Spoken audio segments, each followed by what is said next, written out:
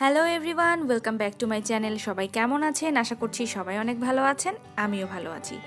আজকে নিয়ে এসেছি আপনাদের জন্য মজাদার একটি স্ন্যাক্সের রেসিপি। আজকে তৈরি করে দেখাচ্ছি ম্যাগি স্যান্ডউইচ। খুবই মজাদার আর ঝটপট তৈরি করা যায় এই স্যান্ডউইচ। একবার খেলে বারবার খেতে চাইবেন। তো চলুন ঝটপট রেসিপিটা দেখে ফেলি। সাবস্ক্রাইব লেখা লাল বাটনটিতে ক্লিক করে সাবস্ক্রাইব করে রাখুন এবং আমাদের চ্যানেলে সকল ভিডিওর আপডেট পেতে পাশের নোটিফিকেশন বেল চিহ্নটিতে প্রেস করে আমাদের সাথেই থাকুন।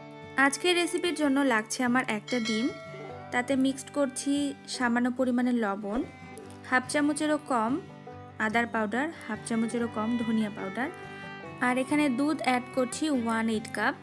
এবার খুব ভালো করে ডিমের সাথে বাকি উপকরণগুলো ফেটিয়ে নিতে হবে।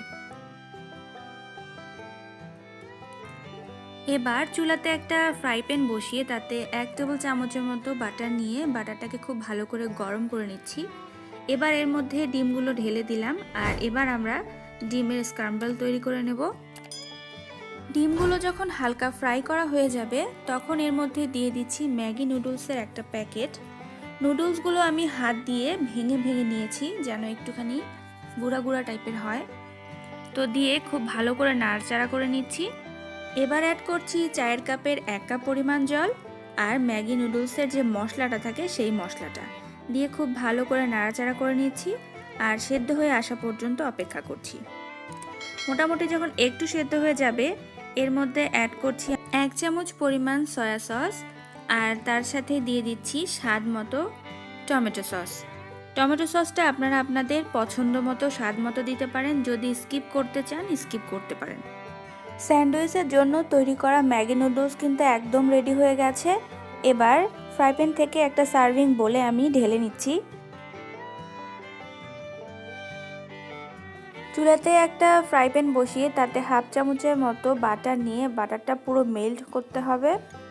বাটার মেল্ট হয়ে গেলে এবার একটা পাউরুটি এর উপর বসিয়ে দিলাম। এবার রেডি করে রাখা ম্যাগি নুডলসগুলো পাউরুটির উপরে দিয়ে দিচ্ছি। এরপর আরেকটা পাউরুটি দিয়ে ঢেকে দিতে হবে। তারপরে চেপে চেপে একটু নাড়াচাড়া করে নিতে হবে। নিচের পাউরুটিটা ফ্রাই করা হয়ে গেলে তারপরে আবার উল্টে দিয়ে ওপরের যে পাউরুটিটা রয়েছে সেটাকেও একটু লালচে করে ফ্রাই করে নিলেই তৈরি হয়ে যাবে ম্যাগি স্যান্ডউইচ। তাহলে তৈরি হয়ে গেল মজাদার ম্যাগি স্যান্ডউইচ। আর বিকেলের নাস্তা কিন্তু একদম জমজমাট। তো এবার আমরা এটাকে কেটে নেব।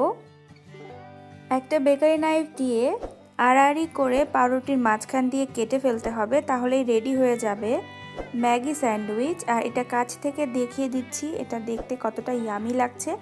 দেখতে যতটা ইয়ামি আর মুচমুচে হয়েছে এটা খেতেও কিন্তু অসাধারণ। ছোট বড় সকলেরই অনেক ভালো লাগবে এই রেসিপিটা।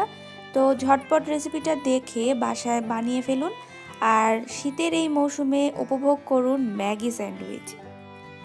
আজ এ পর্যন্ত, সবাই অনেক ভালো থাকবেন। ভিডিওটি দেখার জন্য সবাইকে অনেক ধন্যবাদ।